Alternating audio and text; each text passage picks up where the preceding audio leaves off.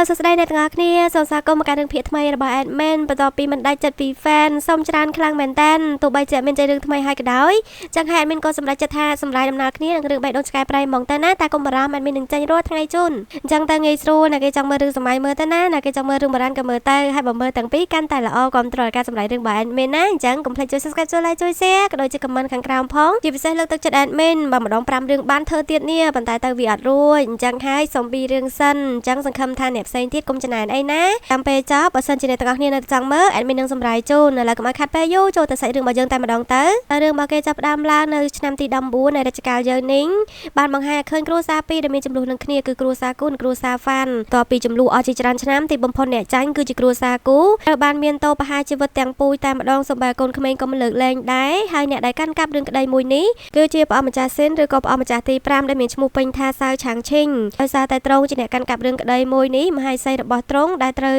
ជាកូនច្បងគ្រួសារគូដែលមានឈ្មោះថាគូឈីងជឺត្រូវបានលើកលែងទោសឲ្យនៅរស់រៀនមានជីវិតតែថាគ្រួសាររបស់នាងស្លាប់អស់ហើយនាងអាចរស់នៅម្នាក់ឯងបានយ៉ាងម៉េចចុងក្រោយក៏យកជីវិតរបស់នាងធ្វើជានុយទម្លាក់កំហុសឲ្យគ្រួសារហ្វានជាអ្នកដាក់ថ្នាំពុលក្នុងស្រាដើម្បីឲ្យពួកគេសងនៅអ្វីដែលពួកគេបានធ្វើមកលើគ្រួសាររបស់នាងថាលះបង់ជីវិតរបស់នាងមួយនេះគឺទៅគ្មានការសោកស្ដាយអ្វីទាំងអស់ប៉ុន្តែអ្នកដែលនៅត្រូវជាស្វាមីរបស់នាងនេះគេមានការសោកសៅខ្លាំងមែនទែនប៉ុន្តែមាននរណាគេទៅដឹងមានរឿងដ៏ចម្លែកមួយបានកើតឡើងទៅលើនាងព្រលឹងវិញ្ញាណបានចុះទៅដល់កន្លែងមួយមិនដឹងថាខ្លួនឯងនៅទីណាពិតប្រាកដទេសត្វផ្កាជាច្រើនក៏បានហោះចេញពីរាងកាយរបស់នាងហើយក៏បានធ្លាក់ទៅលើដៃមនុស្សស្រីដ៏ស្រស់ស្អាតម្នាក់ពងតែនៅលើសំពៅឈ្មោះដំណើរទៅរាជវាំងនាងមានឈ្មោះថាសិនស៊ីហឺឬក៏ជាពនាងម្ចាស់ចៅនីងត្រូវជាកូនស្រីរបស់អូបរ៉ៃហ្វៃហើយជាមនុស្សដែលមានអំណាចទ័ពជាច្រើននៅក្នុងដៃខាងភៀកពីជាប់ហើយព្រះអង្គបានផ្ដល់ការគោរពទៅកាន់អូបរ៉ៃហ្វៃនឹងខ្លាំងមែនតែនទៅបានជាប្រទានងារជាពនាងចៅនីងឬក៏ពនាងធំឲ្យទៅកូនស្រីរបស់គាត់ហើយអញ្ជើញនាងចូលរាជវាំងពេលនេះគឺដើម្បីចូលរួមពិធីចម្រើនបិជនរបស់ម្ចាស់ស្ត្រី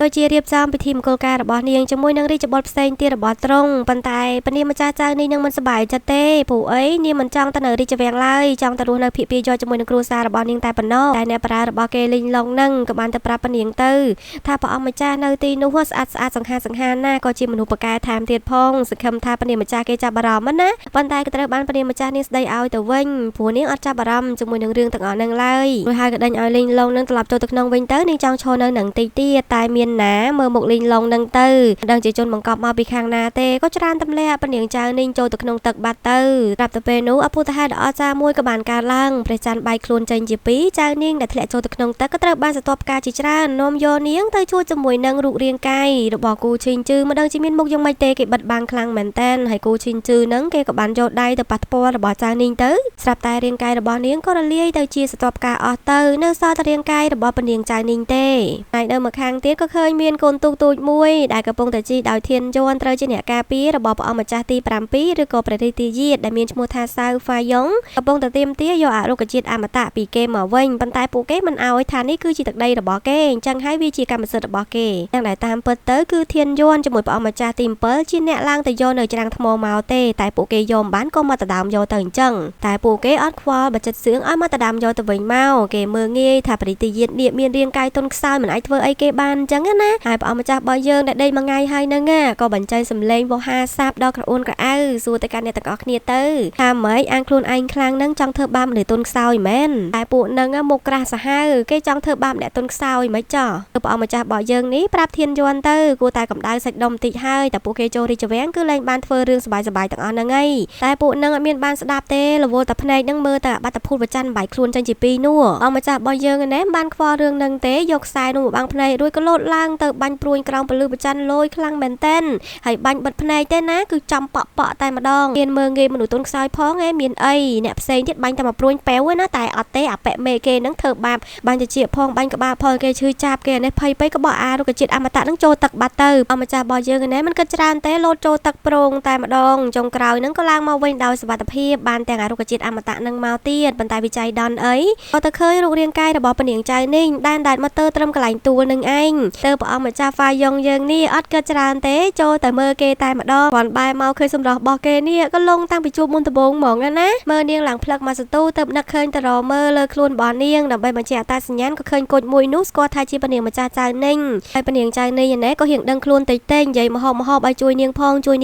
ងគេដឹងតែជួយហើយនឹងភ្នែកមិនកើតគាត់ថាពេលហ្នឹងមានមនុស្សមករកពនាងឯង អាចនៅយូរបានទេក៏ទុកដើមអមតៈនឹងឲ្យពនាងចៅនីងទៅដោយនិយាយថាវានឹងជួយសង្គ្រោះនាងវាក៏ដូចជាជួយសង្គ្រោះគេដែរជួបគ្នាលើក្រោយគេនឹងយកពីនាងវិញដឹងថាព្រះអង្គម្ចាស់របស់យើងមានអត្ថន័យយ៉ាងម៉េចទេទ្រង់ក៏ចាក់ចែងទៅបាត់ទៅហើយពនាងចៅនីងក៏ត្រូវបានជួយសង្គ្រោះពេលដឹងខ្លួនមកក៏ឮគេហៅខ្លួនថាពនាងធំនាងឡើងចម្លែកចិត្តឲ្យគេបញ្ញាប់យកកញ្ចក់ឲ្យនាងមើលមកដល់ពេលតែឃើញមុខខ្លួនឯងឡើងភ្ញាក់ផ្អើលតែម្ដងដោយសារតែព្រលឹងវិញ្ញាណរបស់នាងពេលនេះមិនមែនជារបស់សិនស៊ីហឺទេប៉ុន្តែគឺជារបស់គូឈីងជឺដែលស្ថិតនៅក្នុងរាងកាយរបស់ពនាងចៅនីងហើយអ្វីដែលសំខាន់ណានាងមានការចងចាំរបស់ពនាងចៅនីងទៀតដូចជាអ្នកបារារបស់នាងដែលមានឈ្មោះថាចិនជូហើយនឹងអ្នកបារាម្នាក់ទៀតដែលមានឈ្មោះថាមូយូនាងគឺចេះវិជាគុណហើយចេះវិជាពេទ្យដែលត្រូវបានយកមកដាក់ក្បែរខ្លួននាងតាំងពីតូចដើម្បីការពារនាងបម្រើនាងជាចំណិតមកណាដល់ពេលអញ្ចឹងក៏សម្ដែងធ្វើជាពនាងចៅនីងទៅថាឥឡូវពួកគេកំពុងនៅណាមូយូនៅហើយឡើងចម្លែកក៏ប្រាប់ពនាងទៅពួកគេនៅលីសៀងពួកគេមកចូលរួមពិធីចម្រើនបជនរបស់ម្ចាស់ស្ត្រីព្រមទាំងមើលគូក្រងរបស់ពនាងម្ចាស់ផងដែរហើយនាងក៏សួរពួកគេទៀតទៅស្ថានភាពរបស់គ្រួសារហ្វានិងគ្រួសារគូពេលនេះនាងចង់ដឹងថាឥឡូវហ្នឹងវាក្នុងពេលណាណាទៅមូយូនឹងប្រាប់ទៅបន្ទាប់ពីប្រហារជីវិតគ្រួសារគូហើយនោះព្រះអង្គម្ចាស់ស៊ីនក៏បានដាក់ទោសប្រហារជីវិតទៅកាន់គ្រួសារហ្វានផងដែរពីបទដែលបំពុលមហាសីរបស់ទ្រង់ពាក្យសម្ដីរបស់មូយីគឺមានន័យថាឥឡូវគឺ3ឆ្នាំក្រោយបន្ទាប់ពីនាងស្លាប់មិនមែនថ្មីទេរួចហើយក៏សួរទៀតទៅថាមានពីណាគេដែលមកទីនេះជាមួយពួកគេខ្លះក្រៅពីពួកគេគឺមានមូយន់ចុងស៊ីក៏ដូចជាលីងឡុងប៉ុន្តែលីងឡុងបានលោតចូលទៅជួយអ្នកនាងពេលដែលធ្លាក់ទឹកនោះអត់ទាន់រកឃើញនៅឡើយទេពនាងម្ចាស់របស់យើងនេះក៏អត់សំណោចនាងចាំបានថាគេគឺជាអ្នករុញនាងតែបែរជាលោតចូលទឹកធ្វើមើលខ្លួនឯងនឹងជាអ្នកបារាស្មោះស្ម័គ្រអញ្ចឹងណាតែតាមពិតទៅគឺជាឃាតករសក៏បញ្ជាឲ្យពួកគេនឹងត្រូវទៅរកលីងឡុងឲ្យឃើញបើរស់ត្រូវយកទាំងរស់បើស្លាប់ត្រូវយកសាកសពមកអ្នកបារារបស់គេនឹងក៏គោរពបញ្ជាប៉ុន្តែក៏មានអារម្មណ៍ថាចម្លែកប្រហែលជាពនាងម្ចាស់របស់គេអត់មានចរិតមើងម៉ាត់អីដល់ថ្នាក់នឹងទេតែមើលព្រះអង្គម្ចាស់ហ្វាយ៉ងឯណែវិញធ្លាក់ចូលទឹកហើយសុខភាពមិនល្អប្រសើរអីប្រហែលទេធានយួននឹងឲ្យថ្នាំលេបបង្ការឲ្យហើយរួចក៏បន្ទោសព្រះអង្គម្ចាស់របស់គេព្រោះថានៅមិននៅក៏យកដើមអមតៈនោះឲ្យគេបាត់ទាំងដែលពួកគេទៅរកមកតាំងពីបាអាដើមអមតៈនឹងគឺវាជួយទៅដល់សុខភាពរាងកាយរបស់ព្រះអង្គម្ចាស់ដោយសារតែព្រះអង្គម្ចាស់របស់យើងត្រូវថ្នាំពុលមួយយ៉ាងកំពុងតែផឹកថ្នាំបន្សាបហើយអាថ្នាំបន្សាបគេនឹងធ្វើឲ្យប៉ះពាល់ដល់ថ្លើមនិងលំពេងហើយអាដើមអមតៈនឹងគឺទៅជួយបំពន់អាសរីរាង្គទាំងអស់នឹងឯងតែដល់មើលព្រះអង្គម្ចាស់របស់គេហាក់ដូចជាអត់មានស្ដាយស្នើអីសោះដូចជាកំពុងតែមានផែនការអ្វីមួយយ៉ាងមិនដឹងទេហើយអ្នកដែលទទួលបាននេះក៏កំពុងតែឆ្ងល់ដូចគ្នានៅសុកគេបែរជាយករបស់មានតម្លៃបែបនេះមកជួយនាងទៅវិញទាំងដែលពួកគេអត់ដែលស្គាល់គ្នាទេក៏សង្ស័យថាគេមានគុំបំណងអីនៅក្នុងនឹងហើយពីពេលនេះទៅអេដមីននឹងហៅនាងថាពនាងម្ចាស់ចៅនីងមកណាកុំឲ្យអ្នកទាំងអស់គ្នាច្រឡំឈ្មោះច្រើនហើយនាងក៏បានទៅគិតពីទំនាយដែលនិយាយថាប្រច័នបែកខ្លួនចេញជាពីរច្រកទ្វារផ្កាយត្រូវបានបើកជោគវាសនាត្រូវបានសរសេរឡើងវិញផ្លាស់ប្ដូរជីវិតជារៀងរហូតហើយរឿងនេះគឺវាកើតមែននៅលើខ្លួនរបស់នាងណាហើយនាងគិតបដាធ្វើម្សៅធូបនឹងបដាអ្នកប្រើនោះនាំគ្នាឆ្ងល់ព្រោះមិនដែលដឹងថាពនាងគេចេះពីវិធីធ្វើធូបអីទាំងអស់ហ្នឹងទេហើយអ្នកទាំងអស់គ្នាចាំអត់នៅក្បាលរឿងវាគឺជាជំនាញរបស់គូឈីងជឺនឹងឯងហើយបានឱកាសរស់រៀនថ្មីមកបែបនេះហើយនាងនឹងធ្វើជាមនុស្សម្នាក់ដែលទន្លុញជាងរាំងខណ្ឌគ្រប់គ្រងអ្នកដែលមានអំណាចធ្វើជាផ្កាដែលរីកគ្រប់ពេលមិនមែនជាផ្កាដែលក្រៀមសពូនត្រូវបានគេដកចោលទៀតនោះទេមើលទៅទឹកមុខរបស់នាងទៅបេះដូងមួយនេះមិនកក់ក្ដៅដូចជាមនុស្សស្រីផ្សេងឡើយចាតែជាក់ស្រេបតែម្ដងណាស្រាប់តែពេលហ្នឹងនាងប្រារបស់គេក៏រត់មកប្រាពនាងម្ចាស់មានរឿងធំអីមានរឿងអីទៅគឺចុងស៊ីគេបង្ករឿងទៀតទៅពនាងម្ចាស់របស់យើងបញ្ញាប់ចេញទៅមើលទៅចុងស៊ីគឺជាមហាថ្លឹករបស់ព្រះអង្គដែលបញ្ជូនមកដើម្បីអនដំណើរពនាងម្ចាស់មករាជធានីនឹងឯងតែឥឡូវហ្នឹងទៅធ្វើបាបស្រីម្នាក់ទៅធ្វើអីទេមុខជួមអស់ហើយកៅអៅនឹងក៏ញ៉ៃញ៉ៃទៀតមើលទៅដូចជាបំពេញរាងកាយណាប៉ុន្តែគេបែរជានិយាយធ្វើដូចមានរឿងអីអញ្ចឹងគោរពទៅកាន់ពនាងម្ចាស់របស់យើងតែគេមានធ្វើអ្វីឲ្យទាស់ចិត្តពនាងម្ចាស់មែនសូមប្រាប់គេមកពនាងម្ចាស់របស់យើងអត់និយាយច្រើនទេហៅមូយីឲ្យចូលទៅមើលស្រីម្នាក់នោះទៅណៃមហាថ្លឹកម្នាក់នឹងវិញហែមកដល់កំពូលភ្នំបាត់ទៅហើយឲ្យចិនជូយកថង់ក្អូបចូលលើខ្លួនរបស់គេរួចសួរគេទៅដឹងកំហុសរបស់ខ្លួនឯងដែរឬក៏អត់ដល់ម៉ោងងាប់ហើយមហាថ្លឹកម្នាក់នឹងនៅមិនដឹងខ្លួនខុសទៀតតែគេគ្រាន់តែបដៅស្រីជាងដេប៉ាក់នឹងមិនតិចប៉ុណ្ណោះដោយសារតានាងធ្វើឲ្យខូចកៅអៅរបស់គេណាគ្រាន់តែបដៅមិនតិចទេហែកអៅហែកអីគ្នានេះពីណាគេទៅជឿពនាងម្ចាស់របស់យើងក៏ហៅមូយន់ចូលមកដល់ក៏រុញធ្គាមគេឡើងវាយត្រូវប៉ុណ្្នឹងហើយមិនអស់ចិត្តទៀតគេថាគេខុសមែនប៉ុន្តែគេជាមនុស្សរបស់ព្រះអង្គពនាងម្ចាស់អត់មានសិទ្ធអីមកដាក់ទោសគេទេឲ្យនាំគេទៅរាជធានីដើម្បីដាក់ទោសទៅប៉ុន្តែលេងជាមួយនរណាមិនដឹងទេពនាងចាប់ជាថ្មីនេះអត់មានខ្លាចពីណាទេយកដាវភ្ជុងករបស់គេឲ្យគេលោតចូលក្នុងជ្រោះនឹងដោយខ្លួនឯងឬក៏ត្រូវការមនុស្សរបស់នាងឲ្យជួយហើយក៏បិទនៅកឲ្យមិនហ៊ានលោតខ្លួនឯងនឹងឯងនាងធ្វើបែបនេះគឺដើម្បីឲ្យគេយល់អារម្មណ៍តែត្រូវគេបខំនឹងវាមិនវិញតែកុំអារម្មណ៍អីយ៉ាងច្រើនគេរបួសមិនស្លាប់ទេ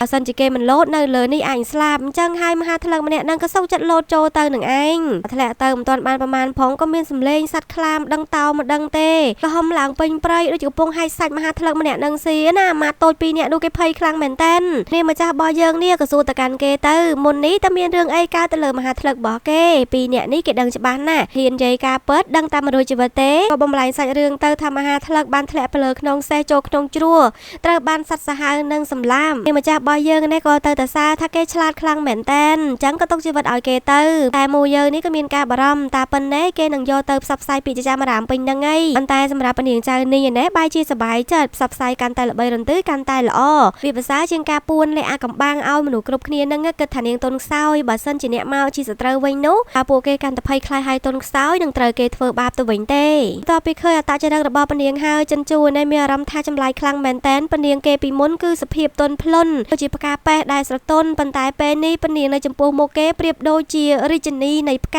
ាដែលមានអំណាចគ្រុនដប់លើពីផ្កាធម្មតាណាម៉ូយីនេះក៏គិតអញ្ចឹងដែរបើគុំតែមានមុខដូចគ្នាទេគុំអីគឺជាមនុស្សពីរផ្សេងគ្នាដាច់ហ្មងណានាងចៅនេះស្ដាប់ឮទាំងអស់ហ្នឹងតែនាងអត់មាត់ទេចង់គេគិតមិនគិតទៅហើយនាងអត់ដឹងទេណាថានៅជ្រុងម្ខាងទៀតក៏មានមនុស្សពីរនាក់បានឃើញពីសកម្មភាពនឹងទាំងអស់គឺព្រះម្ចាស់ហ្វាយ៉ុងជាមួយនឹងធានយ័ននឹងឯងព្រះម្ចាស់របស់យើងឯនេះក៏ចោទសួរថាតើពីណាគេអ្នកនិយាយថាពនាងចៅនេះទុនភ្លុនសភាពរៀបសារហើយទុនខ្សោយប្រៀបដូចជាដើមស្រល់រេតាមខ្យល់អីនោះអ្វីដែលគេបានឃើញហ្នឹងគឺនាងក្លាហានខ្លាំងមែនតែនហ៊ានដល់ថ្នាក់សម្លាប់មនុស្សរបស់ព្រះអង្គណាថែមទាំងខូខើគ្មានមេត្តាថែមទៀតផងអាពាក្យហ្នឹងគឺធានយ័នគេអ្នកនិយាយអញ្ចឹងហើយក៏ឲ្យព្រះម្ចាស់របស់គេបញ្ញាប់ទៅយកអាដើមអមតៈរបស់គេមកវិញមកព្រះម្ចាស់របស់យើងគឺមានកម្រងរួចហើយកម្រងបែបណាមិនដឹងទេធានយ័ននេះគេក៏ចង់ដឹងថាអ្នកបន្ទាប់ទៀតជាគោលដៅព្រះម្ចាស់គឺជាពីណាព្រះម្ចាស់គេមិនបានឆ្លើយឡើយមិនដឹងថាគេកំពុងធ្វើអីទេពីអ្នកហ្នឹងហើយគេក៏បានមកជួយជាមួយនឹងព្រះម្ចាស់ចៅនេះក្នុងអត្តសញ្ញាណជាកូនសិទ្ធិម្នាក់ដែលមានឈ្មោះថាហ្វាហ្វូហៃថាមកនឹងដើម្បីយកដើមអមតៈរបស់គេត្រឡប់ទៅវិញទៅពនាងចៅនេះរបស់យើងអនុញ្ញាតឲ្យគេចូលមកគេក៏បានតណែនាំឲ្យសុំដើមឈើអមតៈនឹងមកវិញមកនាងម្ចាស់របស់យើងមិនទាន់ថាម៉េចទេពេលហ្នឹងទៅធំក្លិនធូបនៅលើខ្លួនរបស់គេដែលនាងស្គាល់ថានោះមិនមែនជាធូបធម្មតាទេជាធូបដែលមានតម្លៃអ្នកដែលមានឋានៈខ្ពង់ខ្ពស់គេចំណាំប្រើតែនេះគេជាមនុស្សធម្មតាហ្នឹងហើយពនាងរបស់យើងក៏ប្រាប់ទៅថានាងមិនអាចជឿគេបានទេត្រឹមតែពីប្រមាណម៉ាត់នឹងនោះព្រោះខ្លាចខុសជាមួយនឹងអ្នកមានគុណដែលជួយជីវិតរបស់នាងដូច្នេះហើយដើម្បីធានាអាងថាគេពិតជាម្ចាស់ពិតប្រាកដព្រះម្ចាស់របស់យើងក៏រៀបរាប់ពីរូបរាងរបស់ដើមអមតៈហ្នឹងដោយវាជាវត្ថុកម្ររូបរាងរបស់វាមួយគឺខុសគ្នាអត់ដូចគ្នាទាំងអស់ទេហើយមួយនៅក្នុងដៃរបស់ព្រះម្ចាស់នោះគឺមានពណ៌បៃតងហើយក្បាលរបស់វាមានពណ៌ដូចត្បូងមរកតចំណែកឯឬរបស់វាវិញដូចជារាងបេះដូងតែគេនិយាយនឹងត្រូវអត់វាពិតជាត្រឹមត្រូវមែនទៅព្រះនាងរបស់យើងប្រកែងបានទេតែក៏មានលក្ខខណ្ឌមួយឥឡូវហើយគេមកលេងអុកជាមួយនាងមកក្តារសិនមកបើសិនជាគេឈ្នះនាងនឹងយល់ព្រមឲ្យវាទៅគេវិញហើយព្រះអង្គម្ចាស់របស់យើងនេះចាប់អារម្មណ៍ជាមួយលក្ខខណ្ឌនេះខ្លាំងមែនតែនក៏យល់ព្រមជាមួយនាងទៅថាការលេងអុករបស់គេនោះអត់មានមកតទល់គ្នាអីដូចធម្មតាទេណានាងបានរៀបកលាអុកឲ្យគេនឹងដើររួយទៅហើ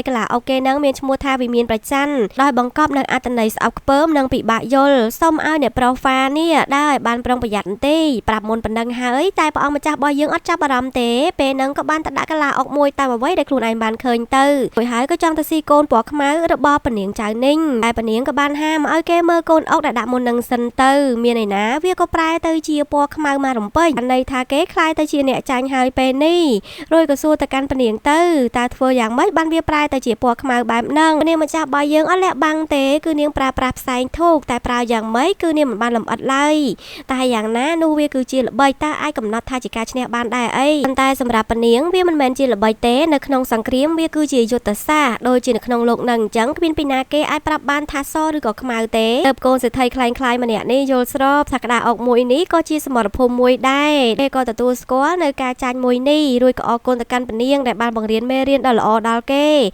ហើយជាការថ្លែងអំណរគុណហ្នឹងគេមានសេះលឿនដែលអាចឲ្យពនាងហ្នឹងប្រើប្រាស់បានពនាងម្ចាស់របស់យើងមិនបដិសេធទេក៏អរគុណទៅកាន់អ្នកប្រុសហ្វាទៅរួចហើយមានអីក៏ត្រូវកូនចៅនឹងររឿងមិនត្រឹមតែមិនបានអាដើមអមតៈនឹងត្រឡប់មកវិញទេត្រូវឲ្យសេះទៅគេទៀតហ៎ញ៉ានឹងគេមិនគិតបានទេថាព្រះអង្គម្ចាស់ឲ្យដើមអមតៈនឹងទៅគេគឺដើម្បីរកឱកាសទៅជួបជាមួយនឹងពនាងចៅនេះនឹងម្ដងទៀតត្រូវអត់ព្រះអង្គម្ចាស់គេនឹងបន្តវ៉ាអីទេព្រោះវាគឺជាការពិតហើយភ្នែករវល់ទៅមើលអាក្របអុកខ្មៅនឹងឯងដែលខ្លួនឯងមិនអស់ចិត្តចាញ់ល្បិចនាងណាហ៊ានយន់នឹងគេក៏រំលឹកព្រះអង្គម្ចាស់កុំភ្លេចណាថាពួកគេមកទីនេះគឺដើម្បីរងចាំការមកដល់របស់ព្រះអង្គម្ចាស់លីហើយព្រះអង្គម្ចាស់លីនឹងគឺជាបុត្រាទី9ដែលមានឈ្មោះថាសៅឆាងជីញ៉ាពេលនេះគេកំពុងតែធ្វើដំណើរត្រឡប់ទៅរាជធានីវិញដូចគ្នាតែតាមផ្លូវនឹងគឺមានឃាតករច្រើនខ្លាំងមែនទែនតែតាមស្ទាក់ធ្វើឃាតដោយសារតែក្នុងដៃរបស់ព្រះអង្គម្ចាស់លីនឹងគឺមានបញ្ជីឈ្មោះសម្ងាត់មួយដែលកត់ត្រាពីរឿងមិនល្អឬក៏បទល្មើសផ្សេងដែលពួកមន្ត្រីនឹងបានធ្វើ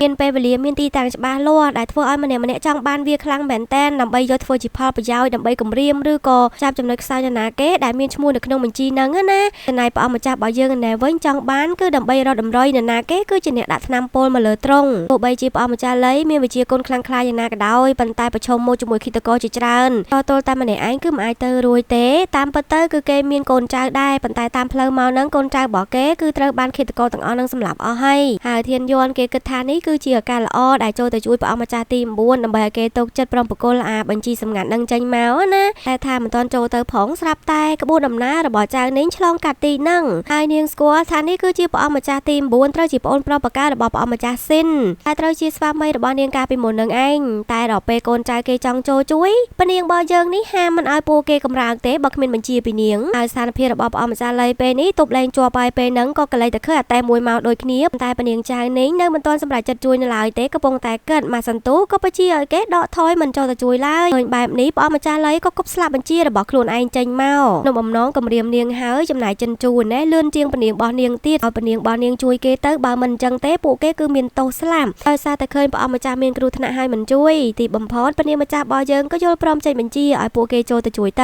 អ្នកដែលខកចិត្តគឺជាធានយ៉ាងឯណែដែលពួកគេត្រូវបានព្រះនាងកាត់មុខកាត់មាត់បបួលព្រះអង្គម្ចាស់របស់គេចូលទៅលួចមនុស្សទៅមិនដែរប៉ុន្តែព្រះអង្គម្ចាស់ហ្វាយ៉ងថាមិនកើតទេព្រះនាងចៅនីងក៏ជាមនុស្សម្នាក់សំខាន់ដំណើរមកលើកនេះគឺព្រះអង្គយកចិត្តទុកដាក់ណាស់ជាមួយនឹងមង្គលការសម្ព័ន្ធភាពមួយនឹងដូច្នេះពួកគេជៀសវាងកុំបង្កបញ្ហាជាមួយនាងឲ្យសោះណៃព្រះនាងម្ចាស់របស់យើងណែវិញបានជួយទៅកាន់ព្រះអង្គម្ចាស់លីនឹងហើយតែបែរជាត្រូវគេស្ដីឲ្យដែលមុននឹងគេឃើញច្បាស់ខ្លាំងណាស់ដែលនាងគ្មានចេតនាចង់ជួយគេណាទៅថាឲ្យនាងមានមុខមាត់ស្អាតបាតប៉ុន្តែបេះដូងពឹសពុលប៉ុន្តែពាក្យនឹងមិនអាចធ្វើឲ្យព្រះនាងចៅនាងឈឺចាប់បានទេលេះ100ចម្ពោះតែម្ដងប្រាប់ទៅកាន់ព្រះអង្គម្ចាស់លីទៅថាដំបងឡើយនាងមិនស្គាល់ពីអត្តសញ្ញាណរបស់គេទើបត្រូវពិនិត្យមើលសិនបន្ទាប់ពីបានស្គាល់ហើយនោះនាងក៏មិនហ៊ានចូលមកទៀតព្រោះខ្លាចវាគឺជាគម្រោងផែនការណាមួយខ្លាចចូលមកធ្វើឲ្យបំផ្លាញផែនការរបស់ព្រះអង្គម្ចាស់អីអញ្ចឹងទៅណាមួយទៀតនាងត្រូវតែគិតឲ្យបានម៉ត់ចត់ព្រោះអីពេលខ្លះអ្នកដែលតាមវាយប្រហារគេមិនមែនប្រកាសថាជាអ្នកទោសហើយអ្នកដែលត្រូវគេវាយប្រហារក៏មិនប្រកាសថាជាអ្នករងគ្រោះដែរព្រះអង្គម្ចាស់មិនមានអីគេចង់បានទេប្រហែលជាការប្រយុទ្ធមួយនេះក៏មិនកើតឡើងដូចគ្នាមិនអញ្ចឹងឬចម្លើយរបស់នាងហើយធ្វើឲ្យព្រះអង្គម្ចាស់លីគេមួម៉ៅខឹងខ្លាំងមែនតែនតែធ្វើអីនាងមិនកើតទេព្រោះអីវាអស់អាលេងពីខ្លួនហើយក៏ស្លាប់ទើងត្រឹមនឹងទៅដោយរាងកាយរបស់គេក៏ត្រូវបាននាំយកមកជួយសង្គ្រោះដោយមានកញ្ញាទាំង3នឹងធ្វើជាគ្រូពេទ្យចិនជូណែមិនចង់ឲ្យព្រះនាងគេលូកដៃទេព្រោះគេដោះអាវដោះអីនេះវាមិនសមណាប៉ុន្តែព្រះនាងរបស់យើងនេះគ្មានតែខ្វល់រឿងនឹងទេជួយមនុស្សវាសំខាន់ជាងដោយក៏ទៅដាក់ធូបសណ្ដំឲ្យព្រះអង្គម្ចាស់លីដើម្បីឲ្យមូយីក្តីមុខលបួសដែលធំនៅចំកណ្ដាលដើមទ្រូងនឹងតែថាការឈឺចាប់វាខ្លាំងជាងអាថ្នាំសណ្ដំអញ្ចឹងហើយគេដឹងខ្លួនមកក៏រើឡើងពេញនឹង3នាក់នេះចាប់ផងអីផងគេទៅចាប់ដៃព្រះនាងចៅនាងយ៉ាងខ្លាំងតែនាងថាកុំខ្វល់ពីនាងឲ្យមូយីនឹងប្រញាប់ដេទៅហើយព្រះអង្គម្ចាស់លីនឹងបើកភ្នែកមកឃើញចៅនាងនឹងដែរតែឥទ្ធិពលអាធូបសណ្ដំនឹងវាចេញប្រសិទ្ធភាពក៏ធ្វើឲ្យគេនឹងបាត់បង់ស្មារតីបាត់ទៅចុងក្រោយចិនជូនឹងក៏មកអង្គុយលាបដៃឲ្យព្រះនាងបដាលូបដាថាព្រះអង្គម្ចាស់លីនឹងដៃធ្ងន់ចំបាច់ដៃព្រះនាងរបស់គេឡើងលបួសនេះប៉ុន្តែព្រះនាងណែគ្មានតែចាប់អារម្មណ៍លបួសនឹងទេសួរទៅកាន់ចិនជូនឹងទៅថានាងមានចេតនាឲ្យពួកគេជិះតាមផ្លូវនោះហើយក៏ជំរុញឲ្យនាងទៅជួយដើម្បីមានតំណែងល្អជាមួយនឹងព្រះអង្គម្ចាស់លីអាចជាគំនិតរបស់បៃតាចង់ឲ្យនាងរៀបការជាមួយព្រះអង្គម្ចាស់លីនឹងត្រូវអត់គឺតែអញ្ចឹងចិនជូណែក្លិតជង្គង់សូមរាជទានតោពីព្រះនាងតែម្ដងគេធ្វើតាមបញ្ជាបៃតារបស់ព្រះនាងគឺដើម្បីតែជួយព្រះនាងនឹងឯងពួកអីព្រះអង្គម្ចាស់លីគឺជាប្អូនបង្ការរបស់ព្រះអង្គម្ចាស់ស៊ីនដែលបន្ទាប់ពីកាត់ផ្ដាច់តំណែងតំណងជាមួយនឹងគ្រួសារគូហើយនោះព្រះអង្គម្ចាស់ស៊ីនគឺជារាជបុត្រាម្នាក់ដែលលេចធ្លោជាងគេនៅក្នុងរាជការដូច្នេះហើយបើសិនជាព្រះនាងរៀបអភិសេកជាមួយនឹងព្រះអង្គម្ចាស់លីចូលទៅរាជវាំងខាងក្រោយមានពីណាគេហ៊ានធ្វើបាបព្រះនាងទេព្រោះតែមានកិត្តិនាមរបស់ព្រះអង្គម្ចាស់ស៊ីននឹងការពារនឹងហើយគឺជាគោលបំណងរបស់បៃតាទ្រង់នាងម្ចាស់របស់យើងក៏ថាទៅពេលនេះពួកគេបានមកដល់រាជវាំងទៅហើយនាងមិនមែនជាកូនក្មេងរបស់បៃតាឬក៏ជាកូនស្រីទុនខ្សោយរបស់បងប្អូនទាំងអស់នោះទៀតទេពួកគេគឺត្រូវត្រឹងមាំធ្វើអីដែលជាការសម្រេចចិត្តរបស់ខ្លួនឯងមិនមែនធ្វើតាមការជ្រើសរើសរបស់អ្នកណាទៀតឡើយហើយនាងរើស្វាមីមិនមែនត្រូវការឲ្យមកជួយនាងទេប៉ុន្តែនាងត្រូវការនរណាម្នាក់ដែលស្ដាប់បង្គាប់របស់នាងហើយនឹងមានប្រាជ្ញាមិនមែនដូចចិនជូនឹងចង់ជួយនាងតែបែរមកស្ដាប់បញ្ជារបស់នាងអញ្ចឹងទេអាហ្នឹងគេមិនមែនហៅថាជួយឡើយចិនជូនឹងគេដឹងកំហុសហើយមិនឲ្យមានលើក្រោយទៀតទេគេម្ចាស់របស់យើងមិនដាក់ទោសទណ្ឌអីទេប៉ុន្តែចង់ឲ្យចិនជូនឹងដឹងថានៅក្នុងរាជវាំងគឺមានបញ្ហានិងល្បិចកលជាច្រើនដែលពួកគេមិនដឹងទេដូច្នេះពួកគេត្រូវតែរួមគ្នាជាធ្លុងមួយទៅពួកគេអាចសម្រេចបាននៅអ្វីដែលគេចង់បានហើយយល់នៅអ្វីដែលនាងនិយាយដែរឬទេចិនជូណែដឹងយល់ហើយរួចក៏កាត់មកមើលព្រះអង្គម្ចាស់របស់យើងឲ្យធានយន់ទៅសើពីដំណើររបស់ព្រះអង្គម្ចាស់លីមុនពេលមកដល់នឹងដើម្បីរកទីតាំងបញ្ជីសម្ងាត់មួយនឹងជឿជាក់ថាគេមិនយកតាមខ្លួនណាហើយធានយន់គេក៏រកឃើញផ្កាព្រិលនៅលើសេះរបស់ព្រះអង្គម្ចាស់លីពួកគេក៏ធ្វើដំណើរត្រឡប់ក្រោយវិញទៅរកកន្លែងណាដែលមានផ្កាព្រិលទីបំផុតគេក៏បានមកដល់ក កន្លែងមួយដែលមានស្លាកស្នាមជ័យហើយធានយន់គេក៏ទៅវិភាគមើលដូចជាព្រះអង្គម្ចាស់បានគិតទុកមុនអញ្ចឹងគេយកអាបញ្ជីសម្ងាត់មួយហ្នឹងមកលាក់កន្លែងហ្នឹងព្រោះមានស្នាមជីកដីគេនិយាយធ្វើដូចជាអ្នកវិភាគរឿងក្តីអញ្ចឹងទៅព្រះអង្គម្ចាស់បើយើងទៅសួរទៅហើយមិនទៀតគេក៏បន្តទៅថាឥឡូវអាបញ្ជីសម្ងាត់មួយហ្នឹងត្រូវគេយកទៅបាត់ហើយពួកគេយឺតមកចំហៀនណាហើយព្រះអង្គម្ចាស់បើយើងដឹងតើមិនចាំបាច់គេនិយាយក៏ដឹងដែរទៅដឹងអ្នកយកទៅទៀតគឺជាពនាងចៅនីងនឹងឯងហើយក៏ដាក់រហស្សនាមឲ្យពនាងចៅនីងគឺជាកញ្ជ្រោងមុខពីរគេពិតជាចាប់អារម្មណ៍ជាមួយនាងខ្លាំងមែនតើមានយល់ណាគេឆ្ងល់ណាមិនបានជានាងតែងតែលឿនជាងគេមកចាហ៊ានរហូតអញ្ចឹងមើលទៅនាងមិនមែនជាមនុស្សល្អទេឲ្យព្រះអង្គម្ចាស់នេះបញ្ញាប់យកអាបញ្ជីសម្ងាត់នឹងត្រឡប់មកវិញណាយកដឹងតែយកហើយវាគឺជារឿងមុនក្រោយទេប៉ុន្តែពេលនេះព្រះអង្គម្ចាស់របស់យើងរងចាំមើលបងប្អូនរបស់ទ្រង់សិនចាំមើលគេធ្វើអីគេចំពោះពនាងចៅនីងនឹងហើយទ្រង់វិញឥឡូវសន្មតថាគឺតាមពនាងចៅនីងចូលរាជវាំងជាមួយគ្នានាងចូលពេលណាគេចូលពេលហ្នឹងឡប់មកមើលពនាងចៅនីងឯណែវិញនាងមានតែដឹងរឿងបញ្ជីសម្ងាត់អីទេគ្រាន់តែនាងសង្ស័យដែលមានមនុស្សមកតាមវាប្រហារព្រះអង្គម្ចាស់លីហើយឃើញនៅលើជើងរបស់គេហ្នឹងគឺមានផ្កាព្រិលនឹងឯងទៅបញ្ជីឲ្យមួយយន់ហ្នឹងគេទៅតាមមើលហើយក៏បានមកមែនតែថាក្លិននៅលើអាបញ្ជីហ្នឹងមិនមែនជាក្លិនរបស់ព្រះអង្គម្ចាស់លីទេវាដូចជាក្លិននៅកន្លែងពិធីសាសនាមួយអាហ្នឹងគឺជារឿងដែលនាងគិតក្នុងចិត្តម្នាក់ឯងទេនៅខាងក្រៅឯណែមួយយន់គេទៅរកឃើញអាការងារសម្ងាត់មួយរបស់អនុរដ្ឋមន្ត្រីនៃសំណាក់ធនធានមនុស្សប្រពន្ធរបស់គេហ្នឹងបានស្វែងរកស្រីស្អាតជាច្រើនឲ្យទៅរៀបការចូលក្នុងគ្រួសារអ្នកមានអំណាចនៅក្នុងរាជការហ្នឹងហើយមនុស្សស្រីទាំងអស់នោះនឹងផ្ដល់ព័ត៌មានសម្ងាត់ឬក៏អាកបាំងផ្សេងៗរបស់គ្រួសារអ្នកមានអំណាចហ្នឹងធ្វើឲ្យរាជការរបស់គេច្បោកច្បល់មែនតើនៅលើហ្នឹងព្រោះអីវាកើតឡើង10ឆ្នាំទៅហើយបើសិនជាយករឿងនេះទទួលប្រាប់ព្រះអង្គនឹងទទួលបានការពេញចិត្តកាន់តែធ្វើឲ្យពនាងមានមុខមានមាត់អាចរៀបមង្គលការជាមួយរាជបុត្រដែលល្អនៅក្នុងរាជវាំងហ្នឹងបានលើកលែងតែព្រះរាជយាទដែលមិនស័ក្តិសមជាមួយពនាងទេហើយពនាងសួរទៅថាមិនអញ្ចឹងដោយសារតែព្រះរាជយាទគឺជាមនុស្សដែលទន់ខ្សោយម្នាក់ត្រូវបានគេបំពុលតាំងពីអាយុ9ឆ្នាំ